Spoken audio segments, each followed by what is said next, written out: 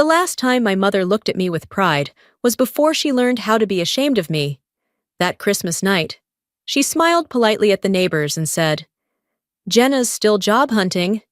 I stood 3 feet away, holding the same hands that had once built satellites, and I said nothing. But an hour later, when CNN interrupted their holiday broadcast and my name appeared under the headline, "The Engineer Who Saved America," she dropped her wine glass, and I finally understood something cruel. It wasn't that my family didn't love me. They just couldn't love me without proof. The road back to Rockbridge stretched endlessly, the headlights cutting through waves of falling snow. 6 hours of silence. 6 hours to remember why I'd promised myself never to return. By the time I reached the town line, the streets were empty, just white dust swirling around the church steeple and the faint glow of porch lights. The old house looked exactly the same. Warm light from the kitchen window spilled onto the snowbank, and for a second, I almost turned around. But before I could, the front door opened. My mother stood there with that familiar smile. Half welcome, half expectation. She pulled me in, brushed snow off my coat, and asked if I'd started applying anywhere yet. Her voice was sweet but sharp, the kind that could slice without trying. I told her I was still looking. My father poured himself a glass of Merlot, nodding in quiet approval. "Stability," he said, "was the sign of a good life." Dean launched into a story about his latest article, proud and animated. Everyone seemed comfortable, perfectly settled in their small, predictable lives. When my turn came, the room fell oddly quiet.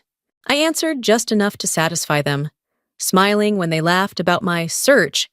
No one noticed my bag sitting in the corner, laptop light faintly blinking, connected to the live data stream of SentinelNet, scanning the storm system moving toward the Midwest. Outside, the wind howled against the windows. Inside, silverware clinked, and I sat among them, pretending this dinner wasn't happening while the world outside waited for me to keep it from collapsing. I never told anyone why I really walked away. Not from the paycheck, not from the title, but from the guilt. 3 years ago, the Orion V satellite exploded on orbit, killing 19 people. I was the lead data systems engineer, the one whose name sat on every file, the one who had to answer for the failure. The truth, though, was that the mistake came from a piece of code written by the interns under my supervision. I signed the report taking full responsibility, so they wouldn't face prosecution. When I left the control center that night, I took only 2 things: a broken watch that froze at 9:47, the moment of the blast, and a promise I whispered to myself, if I ever built something again, it would save lives, not take them. Months later, I gathered 3 people I trusted and built what became SentinelNet, an AI-based rescue system designed to predict and coordinate disaster response across continents. We hid behind encrypted servers, reported to the United Nations under the alias EOS-9, and swore to keep our names out of it. The mission was never about fame. It was about redemption. I lived quietly in Washington. No social media, no office nameplate, no traceable address. To my family, that life looked like avoidance. They assumed I'd failed and was too proud to admit it. I stopped trying to explain. Silence was easier. That night in Rockbridge, I sat by the guest room window, laptop open, snow reflecting on the screen. A new storm was forming. Nebraska, Iowa, Michigan, all blinking red. 83 medical facilities were on alert. Each flicker on the map was a heartbeat that might stop if we hesitated. I typed in a new command, rerouted energy supply, and watched the data stabilize. For a second, the storm on the screen seemed quieter. Then came the knock. My mother's voice seeped through the crack of the door. She stood there in her robe, clutching her sweater. "Still can't let that old work go." "Can you?" she asked. "You need to think about your future, insurance, stability, something real." I closed the laptop, kept my voice steady. "I am working, Mom, just not the way you think." She sighed, shaking her head. "You're not working, Jenna. You're hiding." She left, the hallway light fading behind her. I stared at the reflection of my own face in the dark glass. Outside, the porch light glowed dimly against the snow, soft and pale, like tears frozen before they could fall. The next morning, Dean came into my room while I was outside on a call. He'd always been curious, competitive, still chasing the shadow of the sister who once outshined him. Curiosity got the better of him. He opened my laptop. Hundreds of files stared back. Encrypted emails, predictive models, emergency coordinates, transmissions from the UN task force. His jaw must have dropped. He screenshotted everything, sent it to a colleague at his paper with a short note. I think my sister's hacking federal data. She might be under investigation. By the time I came back inside, he'd closed it, pretending nothing happened. But whispers move fast in small towns. That afternoon, I overheard Mrs. Cole in the kitchen, asking my mother if it was true that the FBI was looking into me. My mother's hands trembled. "Oh, don't say that," she muttered. "She's just between jobs." And that's when I knew. That evening, I found Dean in the hallway. He tried to defend himself, said he just wanted to understand what I did, that I was being secretive, because no one wants to hear the truth. I said, "Or maybe," he shot back, "because there's nothing to tell." For a moment, neither of us moved. Then I met his eyes. "You just did something the whole town will regret." I didn't raise my voice. I didn't need to. Once a secret door opens, the truth doesn't ask permission. It finds its own way through. Outside, the wind picked up again, carrying the smell of snow and something electric in the air, like the warning before a storm finally breaks. The house felt smaller that night, packed with more people than I remembered. Warm light spilled through the windows, painting familiar faces in shades of gold and nostalgia. Dean, Aunt Martha, Uncle George, even Mrs. Cole from next door, all gathered around the same dining table I grew up at. They laughed about rising gas prices, the governor's speech, the weather. I chewed quietly, listening to the rhythm of their comfort. Then my mother placed her famous apple pie in the center and turned to me, her voice soft but edged. "Jenna, are you planning to reapply to NASA this year? Or maybe find something steady here? There's an opening at the town hall. Nothing fancy, but respectable." Every conversation stopped. Dozens of eyes waited. I smiled politely, cutting a piece of pie that suddenly tasted like dust. "I already have work." "Mom?" Dean leaned forward. "What kind of work?" "The kind I love." My mother sighed. "Love doesn't pay the bills, sweetheart." Laughter rippled around the table. "Not cruel, just easy and careless. The kind that makes you wish it were." I sat there, feeling like an outsider in my own bloodline, every chuckle carving a little deeper. Across the room, my laptop rested on a side table, its faint glow blinking under the tree lights. SentinelNet's red warning icon pulsed on the screen. A Category 5 blizzard was heading straight toward Nebraska. "Excuse me," I said, standing up. "Where are you going?" Mom asked. "To get more wine." I stepped into the hallway, opened the laptop, and entered the emergency override code. The digital map flared crimson, data streams bursting across state lines. I sent a command rerouting rescue units and backup power to 127 hospitals in the Midwest. When I turned, Dean was in the doorway, his face caught in the pale reflection of the screen. "What are you doing?" "My job." "Why hide it?" "Because, Dean, the fewer people know, the more people live." He frowned. "You sound like one of those hackers they warn about on the news." "Back at the table," the television murmured, the anchor's voice slicing through laughter. "A historic snowstorm is now moving toward the Midwest." No one looked up. No one noticed that the person they pitied was the same one keeping that storm from taking lives. Mom caught me smiling faintly. "What's so funny?" "Nothing." "Mom, just thinking how lucky I am to be home at the right time."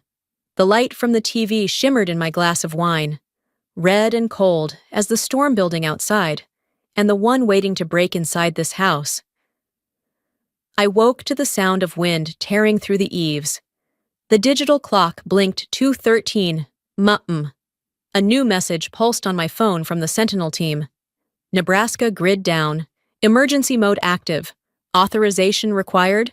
I flipped open the laptop and typed the verification key.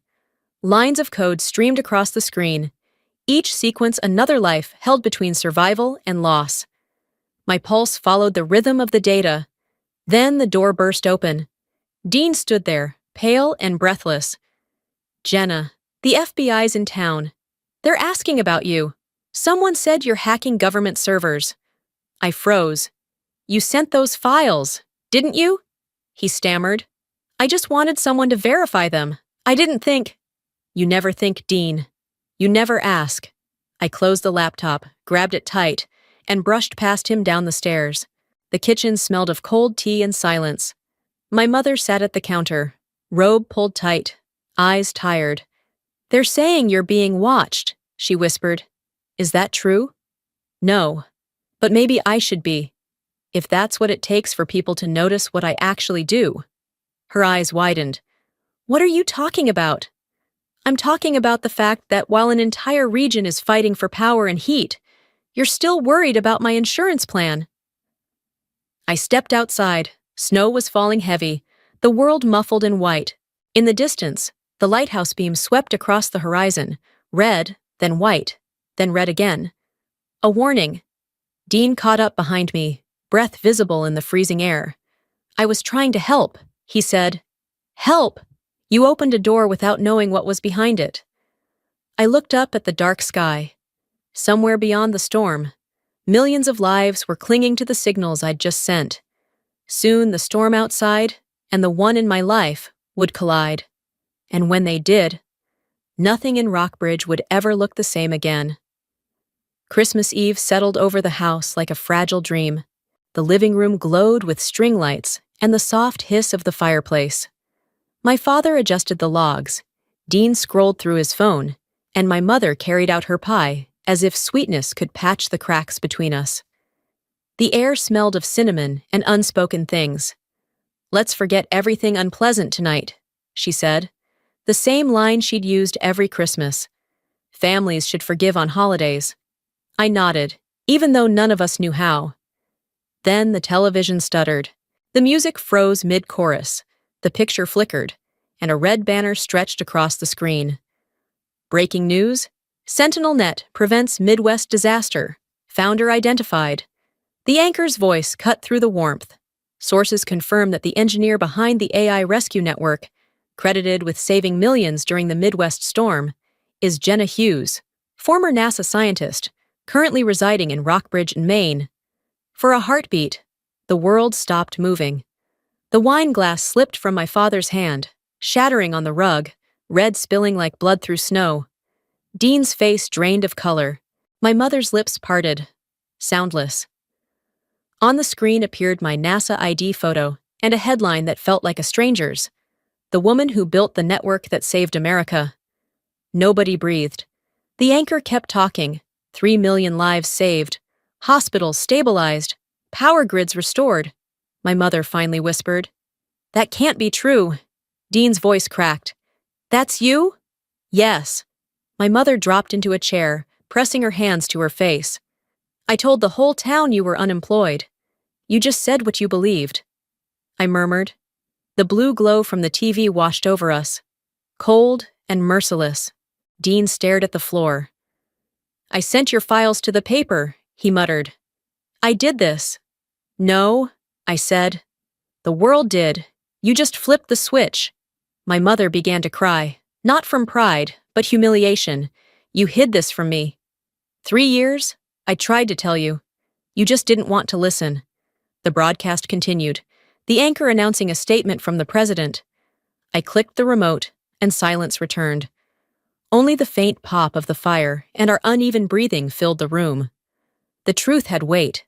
You could feel it pressing down on the walls. Less than an hour later, the door rattled under a storm of knocking. When I opened it, the night exploded in white light. Photographers, reporters, and neighbors packed the porch, their voices tumbling over one another. "Ms.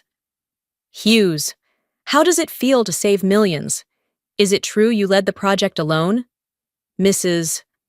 Hughes, did you know your daughter was a genius? My mother stood behind me, frozen. Mrs. Cole, our neighbor who once called me a disappointment, beamed like she'd raised me herself. I always knew Jenna was special, she said. I smiled faintly. Funny, that's not what you said last winter. Dean slipped out the back door, guilt shadowing his face. I found him in the yard, hunched against the cold. I didn't mean for this, he said. I just wanted people to see you. The world only listens when someone shouts. I told him. Now it's screaming, inside. My mother's voice trembled. Jenna, I'm sorry. I was wrong. No, Mom. You just never believed me.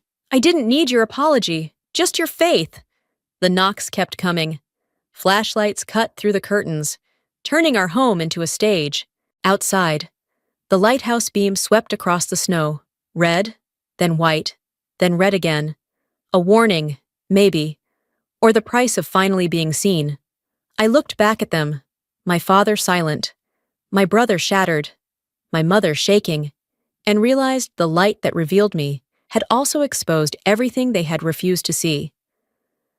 Morning came with chaos. Reporters camped outside our fence, cables snaking across the snow. Strangers left bottles of wine and store-bought flowers on the porch. Headlines called me the woman who saved America during the storm. I felt none of it. Only exhaustion. My mother sat in the kitchen, eyes swollen, coffee cold. What will you do now? She asked. Keep working, like always. I said. She hesitated. I mean, about this. About the world watching you. Dean appeared at the doorway, restless. There's a press conference at the town hall. They're waiting for you to speak. I'm not going. You have to. Jenna! People need to see you. They've seen enough. Then I looked at my mother. She nodded faintly. Say the thing I never let you say. By noon, the community hall overflowed. Reporters, townsfolk, cameras, all pointed at the small wooden podium. I stepped up, adjusted the microphone, its static cracking like ice. I'm Jenna Hughes. For 3 years, I worked on Sentinel-Net, a disaster response network.